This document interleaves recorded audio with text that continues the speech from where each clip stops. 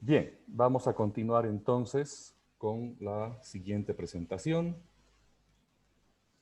Está a cargo del doctor Daniel Avilés. El doctor Daniel Avilés ha trabajado en el laboratorio de hidráulica y ha realizado su doctorado en la Universidad SLU en Uppsala, en Suecia. Sus líneas de investigación son análisis de riesgo, socavación en canales, hidrodinámica, sensores remotos y recursos hídricos. Él está presentando el tema titulado Erosión del suelo y movimientos en masa en canales de drenaje agrícola. Bien, Daniel, tienes la palabra para hacer tu presentación. Buen día a todos. Gracias, Marcelo. Bueno, hoy voy a hablar un poco de la erosión y por qué es un problema importante y a la vez conocido y bastante antiguo. Pese a ser antiguo y conocido y muy estudiado, todavía hay muchas cosas que no sabemos de él, ¿no? De la erosión. Entonces, pues vamos a mostrar por qué la erosión y por qué en canales de drenaje agrícola. Para empezar, hoy día vamos a, una motivación en la introducción de por qué el estudio de la erosión. Una vez que hayamos motivado la importancia, vamos a hablar un poco de los objetivos que se han tratado de perseguir con esta investigación. Vamos a dar algunos antecedentes respecto a las líneas que hemos tratado de seguir para resolver o dar respuesta a los objetivos. Vamos a hablar de los materiales que hemos usado, los métodos que hemos seguido. Seguido vamos a presentar los resultados para terminar con las conclusiones y recomendaciones para trabajo futuro. Cuando decía que la erosión es un tema antiguo, pues es porque es realmente antiguo. Ya los romanos, los griegos habían identificado las acciones adversas de la remoción de la vegetación en la naturaleza.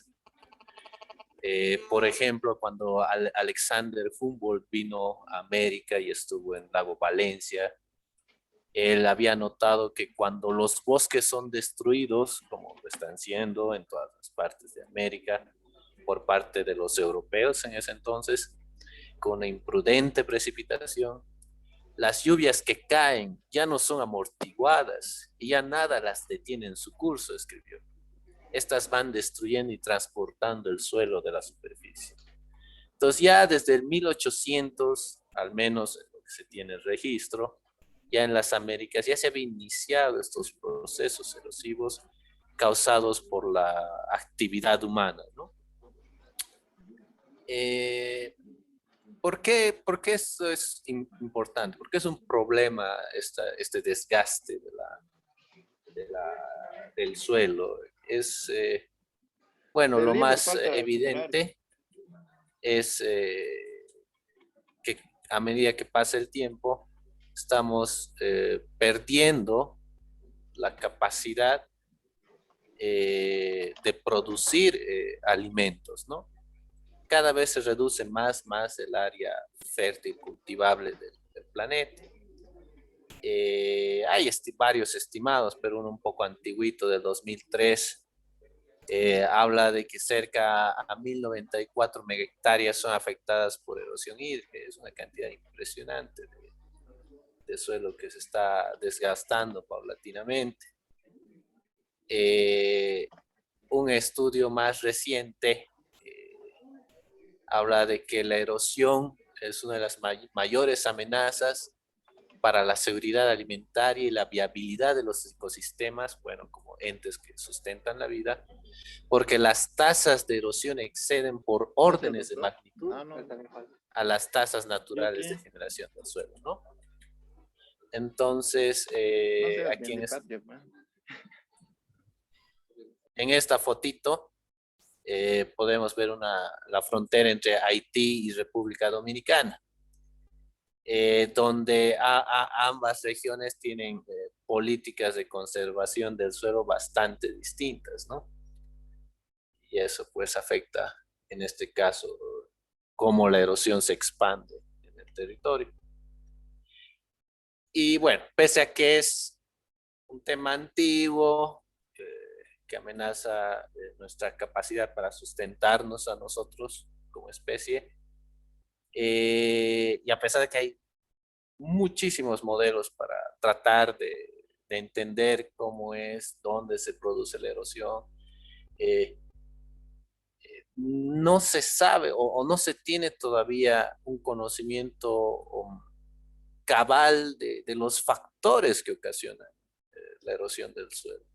No se tiene todavía, para muchos de los parámetros que se usan en estos modelos, métodos que te permitan ir al campo y medir algún parámetro físico ahí en el suelo que te permita decir, bueno, este suelo es más susceptible a erosionarse que este otro.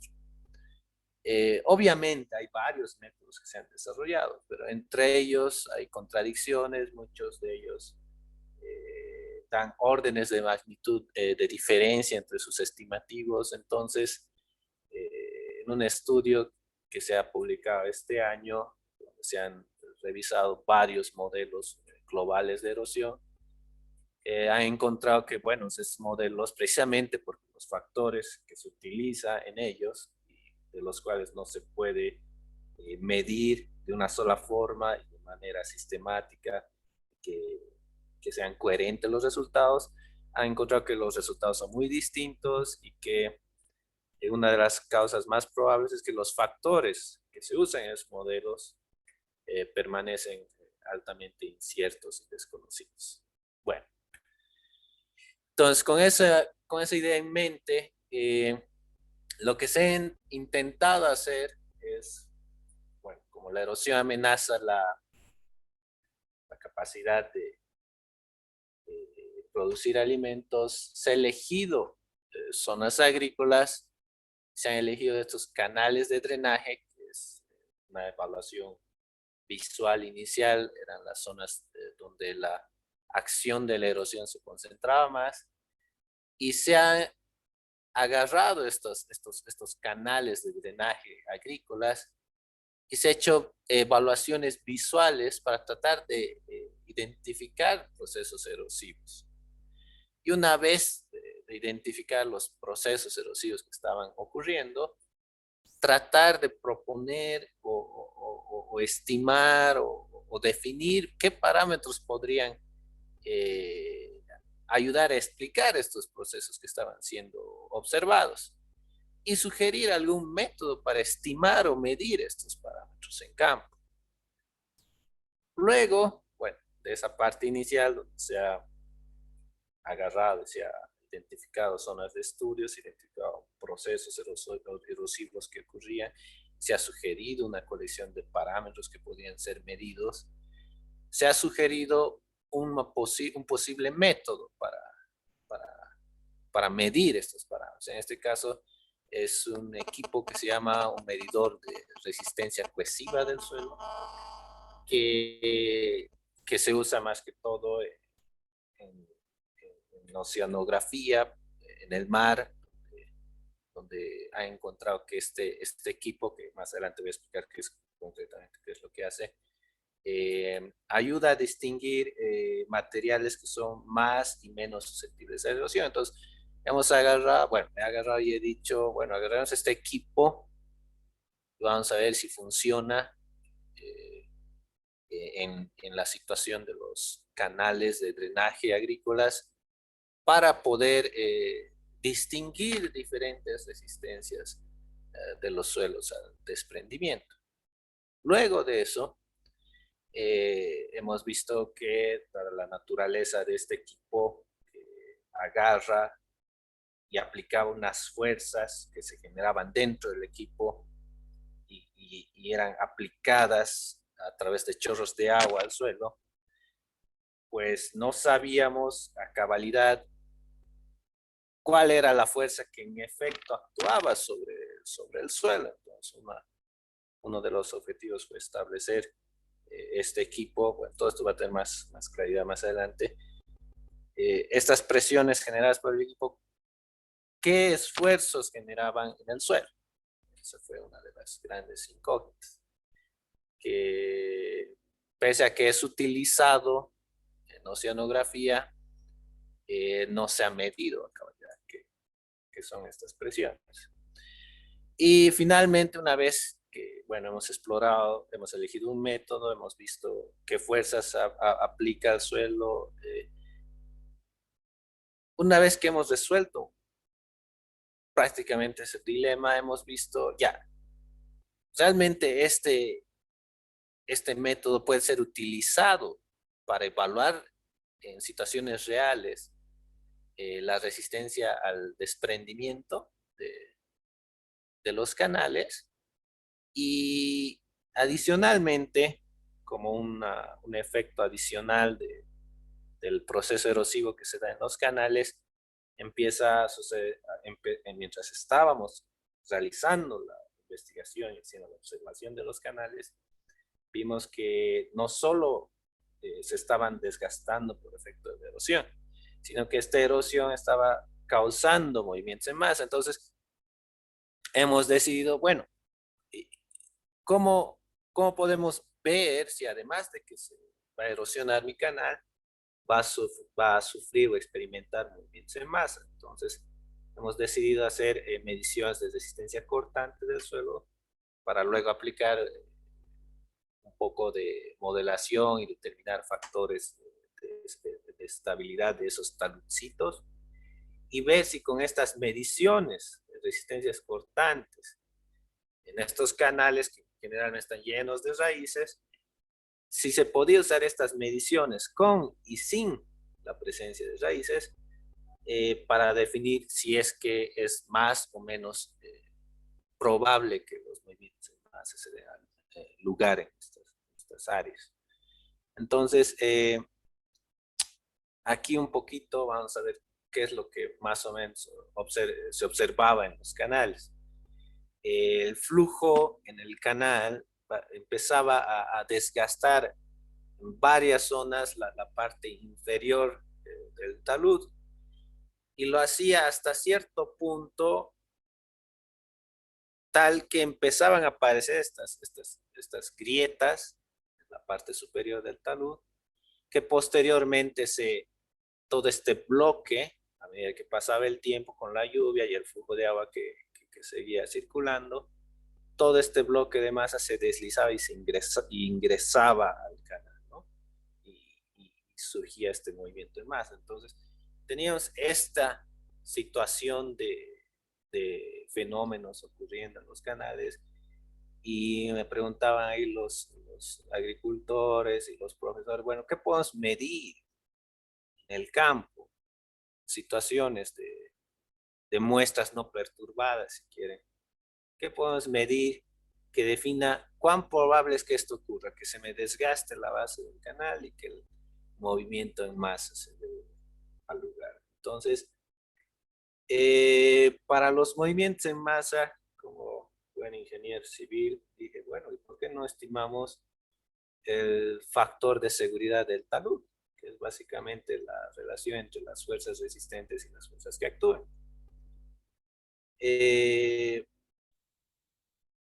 Como se observó que este suelo era heterogéneo, tenía bastante contenido de arcillas, una pequeña fracción de arenas, etcétera, y también tenía muchas raíces. Entonces hemos propuesto pues contabilizar esa componente de la resistencia cortante que era debida a la presencia de las raíces, y al hecho de que este suelo en el talud no estaba nunca enteramente seco ni enteramente húmedo, o sea, saturado. Entonces hemos propuesto pues incluir un componente de la succión, un estado no saturado, para tratar de estimar un esfuerzo de corte no saturado con raíces en ese talud. Esa fue la idea que se tuvo. Y para el tema de la erosión hídrica, pues obviamente recordamos lo que Schill propuso con el inicio del movimiento, y partiendo de aquello, observamos que cuando se quiso extender esto a suelos, que en este caso tenían un alto contenido de arcilla, habían otras fuerzas que entraban en juego. Y debido a eso fue que Parténiades en el 65 propuso un modelo alternativo para el tema de la erosión, en el caso de suelos que contenían un alto grado de arcillas. Y él propuso una ecuación que es una relación de exceso de esfuerzos cortantes, como se llama, donde la diferencia entre una magnitud de esfuerzo de corte aplicado con un esfuerzo de corte resistente y la cantidad de suelo erosionado, el parámetro que te da la igualdad aquí son los parámetros que él denominó parámetros de erodibilidad. Entre ellos estaba la erodibilidad como tal y el esfuerzo de corte crítico. Aquí intentamos inicialmente medir ambos, pero a medio camino vimos que era bastante complicado y al final decidimos medir solo el esfuerzo de corte resistente.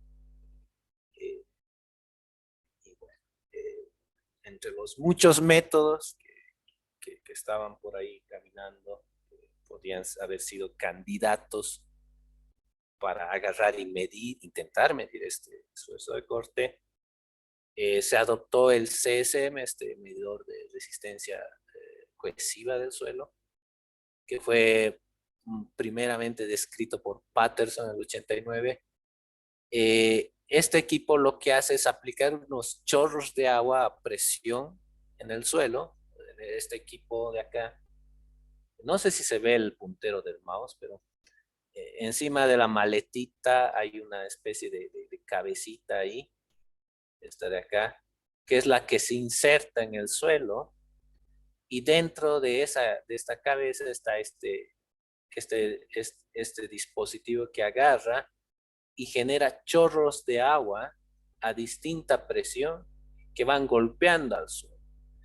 Y la idea es que se va incrementando la presión del chorro de agua hasta que en la superficie del suelo empieza a darse lugar un desprendimiento de las partículas que va pues aumentando a medida que la presión del chorro de agua se incrementa. Y basándose en esas mediciones de la cantidad de suelo que se desprende y la magnitud de presión de chorro de agua aplicados, tratar de estimar el esfuerzo cortante resistente de ese material. ¿Y eso cómo se hace? Pues de varios experimentos realizados por otros autores, establecieron una relación entre el esfuerzo cortante resistente del material y la presión en la superficie del suelo proveída o ocasionada por el CC. Entonces, básicamente uno agarra, aplica presiones incrementales de chorro de agua al suelo hasta una presión que se conoce como al inicio de la erosión.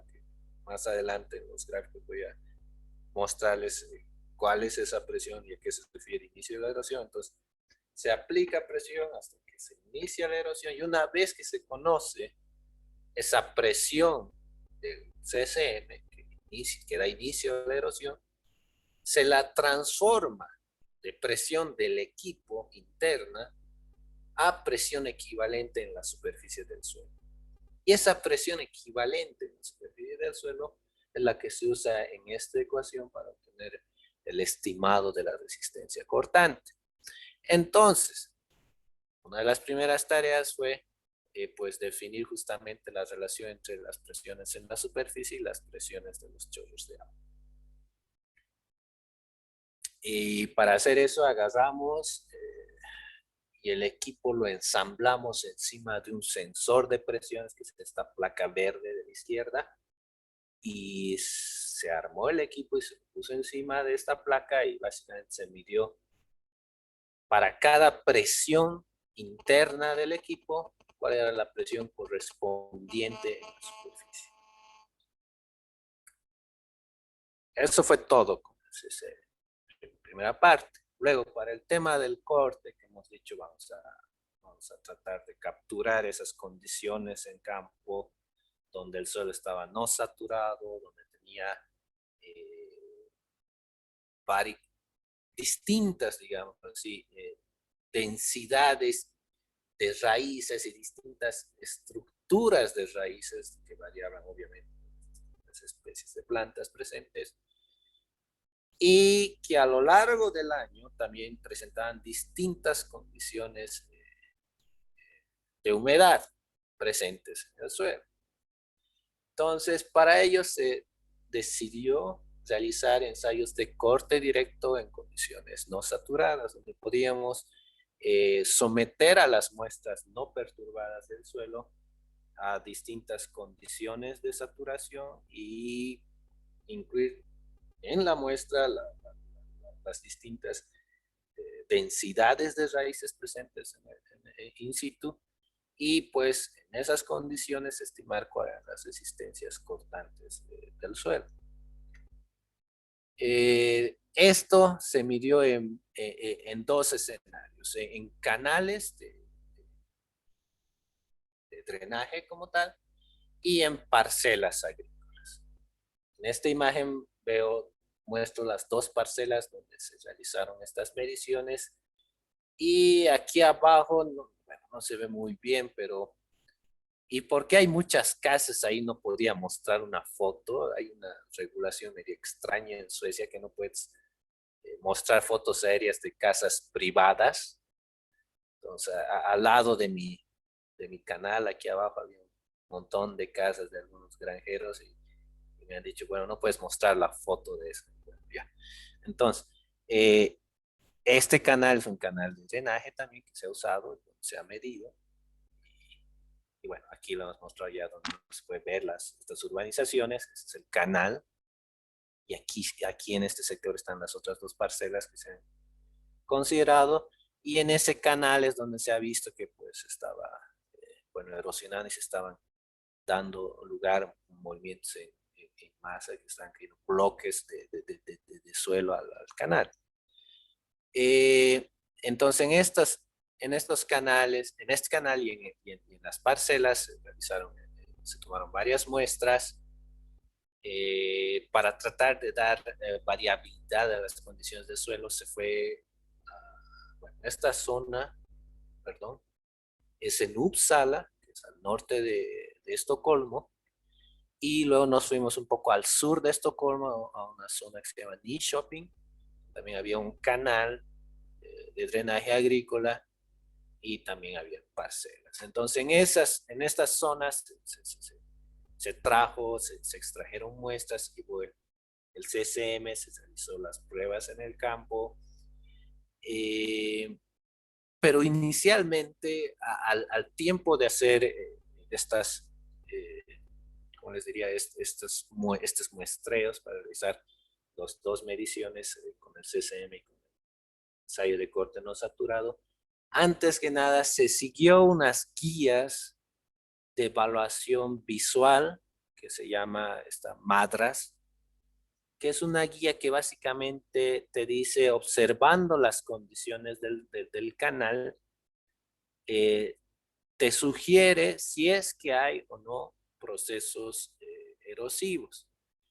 Entonces, los agricultores ahí usaban esta herramienta y básicamente eso ayuda a decir, ok, en esta zona, la gente que trabaja ahí ha identificado que pues los procesos erosivos iban ocurriendo a lo largo del año. Entonces, el primer paso, si quieren, fue agarrar esta evaluación visual y así caminar todo el canal, unos 8 kilómetros uno y el otro eran como 25, y pues identificar las secciones, los segmentos, si quieren, donde estos procesos erosivos y de movimientos más han tenido lugar. Y una vez identificados,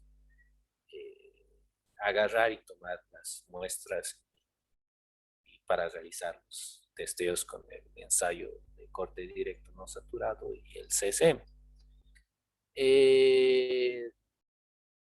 Se confirmó la sospecha de los contenidos de arcillas que muchos, bueno, en prácticamente todos los lugares era mayor a 25%, lo cual hacía que sea válido usar el medidor de resistencia cohesiva de suelos, el CCM. Y bueno, entonces, se ha agarrado, se ha identificado los lugares, se ha identificado las zonas, los segmentos donde habían los procesos erosivos y se ha procedido pues a los ensayos. Y esto es lo que refería con que aquí se va a entender un poco mejor de qué va el CSM. El CSM entonces, como decía, aplica unos chorros de agua cuya presión va incrementándose en el tiempo, que es el eje horizontal aquí. Entonces, a medida que va incrementándose la presión con la cual se golpea el suelo, si quieren, la cantidad del suelo aquí va a ir, que se va desprendiendo, va a ir aumentando. ¿Y cómo se expresa eso acá?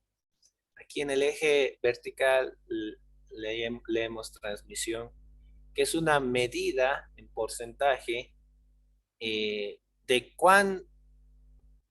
cuánto suelo se ha erosionado por la acción de un chorro de agua en particular, donde 100% significa que ninguna partícula de suelo ha sido erosionada por la acción del suelo, como es de esperar cuando no hay ningún chorro accionando, y que a medida que la presión va avanzando, más suelo va a ir erosionando y este porcentaje de transmisión va a ir disminuyendo. Pero, ¿a qué se refiere este porcentaje de transmisión? Entonces, dentro de la cámara que está inserta en el suelo, donde el chorro de agua está actuando, esa cámara está llena de agua, está sumergida. Entonces, al inicio del ensayo, dentro de la cámara de testeo, el agua está clara. Entonces, hay un sensor que dispara un haz de luz que va de un lado al otro de la cámara de testeo. Y si ese haz de luz logra cruzar sin ninguna dificultad, entonces la transmisividad o transmitancia aquí es el 100%. Eso quiere decir que el agua está clara y que está pasando completamente libre. Entonces, a medida que se va llenando esa cámara de testeo de suelo, pues la cantidad de luz que va cruzando va a ir disminuyendo, ¿no? Donde cero significaría que nada de luz está cruzando la cámara y está totalmente lleno en este caso, de suelo desprendido o erosionado. Entonces, los primeros resultados del CCM nos decían que, bueno, habían ciertos segmentos donde el suelo parecía resistir de mejor manera la acción de los chorros de agua. Si vemos en el gráfico superior izquierdo, hay tres secuencias de puntos. En este primero, vemos aquí hay un título que dice Find 1, que bueno, eso no he explicado, pero este Find 1 es un código, un nombre que se le da a la forma en que las presiones están actuando sobre el suelo. Estos nombres de acá definen tres cosas básicamente. Cuánto tiempo el chorro de agua está siendo aplicado al suelo, cuánto es el incremento de presión entre chorros sucesivos de agua y por cuánto tiempo se va a medir la cantidad de luz que pasa dentro de la cámara. Y esto se hizo porque se sospechaba que pese a ser el mismo suelo, para distintos, si quieren, protocolos de testeo, es decir, para distintos incrementos de presiones y distintos tiempos de medición de la cantidad de suelo removido, los resultados no deberían ser necesariamente los mismos. Pero encontramos que en 3 de ellos, el MUD SAN 1 y SAN 17, que básicamente estos dos difieren en que acá se mide 30 segundos la cantidad de luz que pasa en la cámara. Entonces este punto representa el promedio de 30 segundos de medición de la cantidad de luz que pasa para esta presión de chorro de agua. En cambio, en este de acá, la cantidad, se mide es la cantidad de suelo, la cantidad de luz, perdón, que pasa en la cámara solo por 3 segundos. Esa es la única diferencia entre estos dos. Y ahora, entre estos dos y la diferencia es el rango de presiones, que acá se llega hasta solo 80 kilopascales. Entonces, se encontró que en estos tres, pese a cambiar la cantidad de tiempo que se medía la cantidad de luz que pasa a través de la cámara de testeo, el suelo en la sección D2, que se denominó, parecía ser el que más resistía, si quieren, la acción de los chorros de agua. Porque, por ejemplo, acá, a 80 kilopascales, la transmisividad cayó más o menos a, pongámoslo acá, alrededor de 75 para el verde, para la sección C era más o menos igual y para el azul estaba aquí abajo. Cambio acá, 80 está por aquí, el punto verde estaba arriba, es decir, había menos suelo desprendido comparado a los otros dos segmentos para la misma presión, ¿no? Esto se repitió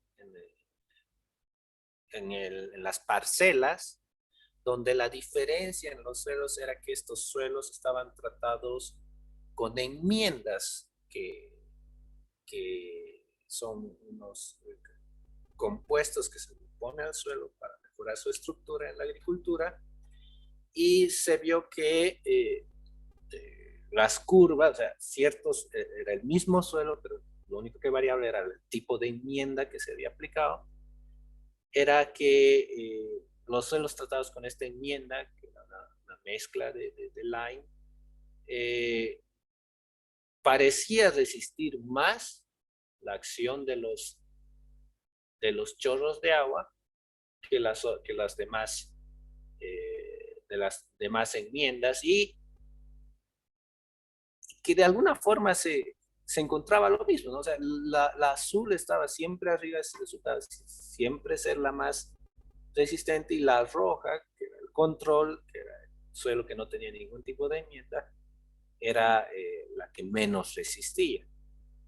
Entonces, aquí creo que vale la pena decir que cada una de estas líneas era, bueno, es el promedio, si quieren, de 96 ensayos, o sea, 96 muestras distribuidas de manera aleatoria en el segmento. Entonces,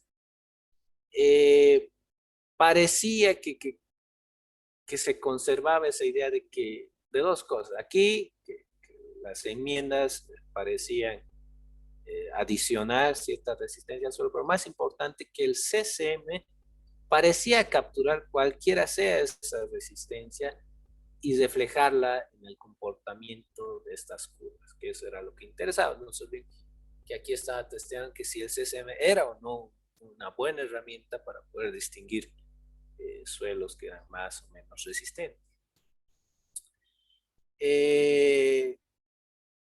En los canales donde se tomaron las muestras con raíces y la densidad de raíces en las muestras eran variables, también se encontró que en general los suelos donde había mayores densidades de raíces, como este anaranjado y este morado, parecían ser los más resistentes,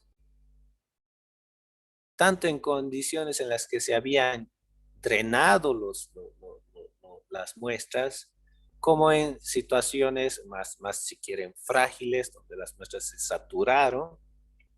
Parecía ser que la presencia de raíces, en efecto, aumentaba la resistencia del suelo al desprendimiento, y que ese aumento de resistencia era capturado, si quieren, con el CCM. Entonces, agarramos con esta evidencia, con las Dani, mediciones te quedan 5 minutos, por favor. ya, con las presiones y demás, se recurrió a la literatura, donde habían resultados ya publicados con esta herramienta, y confirmamos pues que los valores básicamente de la literatura eran ligeramente menores a los valores obtenidos con las mediciones que habíamos realizado en este trabajo. Entonces, más adelante, para tratar de capturar este comportamiento, se trató de ajustar una curva simple, esta de acá, a todos los resultados del CSM, en todos los estudios. Y se encontró, bueno, esto es en todos los estudios que se presentó anteriormente, se ajustó una curva. Y se encontró que, bueno, este parámetro, la curva, el parámetro B, capturaba la forma de la curva, y era posible comparar suelos, resistencias del suelo, usando solo ese parámetro. Luego, para ya casi finalizar, los esfuerzos de corte realizados en los suelos con y sin raíces demostraron que las resistencias cortantes en los suelos que tenían raíces eran mayores que en los suelos sin raíces, y que eso se repitió en las dos zonas de estudio, y además que a mayor densidad de raíces era mayor el incremento de la resistencia cortante. Ya, bueno. Entonces, como conclusiones de esto, se puede decir que la evaluación visual ayudó a identificar las zonas con conflictos, que los lugares que habían presentado movimientos en masa basados en esa evaluación visual presentaron resistencias cortantes menores comparados a las secciones donde ningún movimiento en masa había tenido lugar. Y la explicación más plausible que se encontró fue la presencia de mayor densidad de raíces en el suelo. Y bueno, estos valores de resistencia se utilizaron en análisis de estabilidad, donde se encontró que en efecto la presencia de una capa de raíces en el talud aumentaba la condición de estabilidad del talud, en muchos casos de una situación de fallo, un factor de seguridad menor, a una situación de estabilidad. Bueno, las mediciones de las presiones que se realizaron dicen que, en comparación a lo que se usa ahorita en la literatura, los estimados utilizando las mediciones de las presiones son un 9 o 15% de los valores reportados actualmente. Eso quiere decir que se ha estado sobreestimando en cierta forma, al menos con el CCM, las resistencias cortantes del suelo. En la tesis se propuso usar el B como un parámetro para identificar suelos que se desprenden con mayor facilidad comparados con otros, y eso se ha demostrado en 3 artículos que funciona bastante bien. Y bueno, las recomendaciones para el trabajo. Que el más importante era, que es algo que se piensa hacer este año, es ya no hablar de segundos de acción del chorro de agua, sino tratar de hablar de minutos, inclusive horas, y ver cuál es el efecto de eso en los resultados del CCM. Bueno, gracias. He corrido un poco porque creo que me quedo sin tiempo.